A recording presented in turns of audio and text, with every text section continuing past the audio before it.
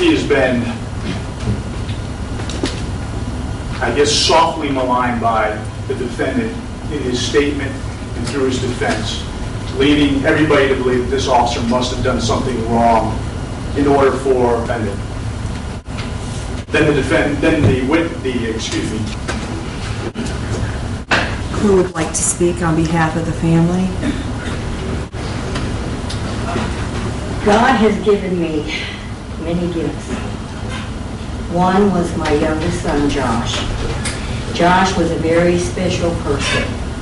It took me many months to pick out his name to fit him, bringing out the goodness in people. I feel your mother did not raise a killer, but you turned into a killer that night.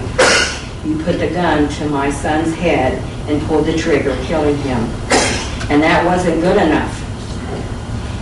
You had to shoot him 3 more times while he laid down there dead, caving in the side of his head.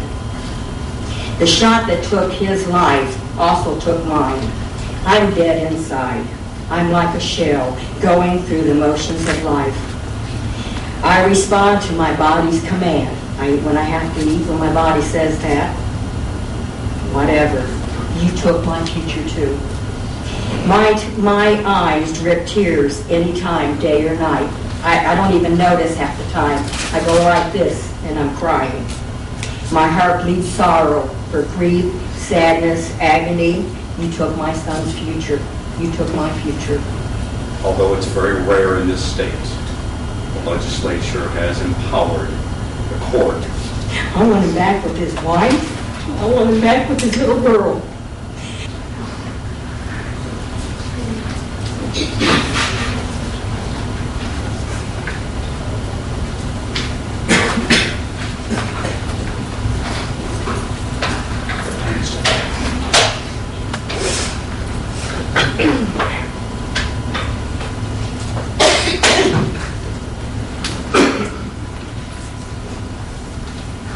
Ashford, I am Josh's wife. I stand up here to represent his family, his fellow officers in blue, and his daughter. And look at his daughter right there. Those are his eyes. They're not my eyes. They're his eyes looking at you. One picture is him and I holding her, and the other picture is her holding him. 23 long months we played this game.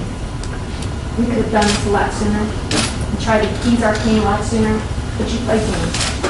I listened to your phone call conversations last night. This is an act that you had up here. An act. You're not sorry.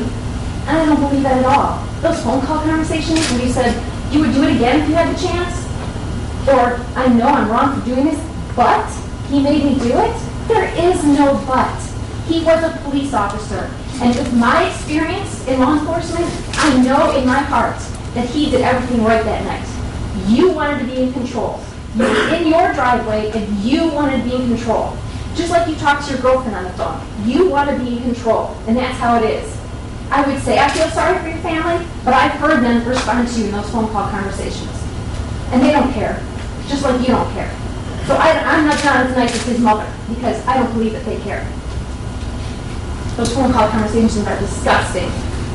How can you believe in God? How can you even think that God can forgive you for what you've done?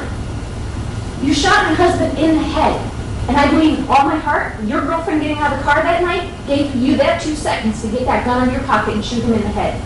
And then you bent over and you shot him again and again and again. You put the gun on his head.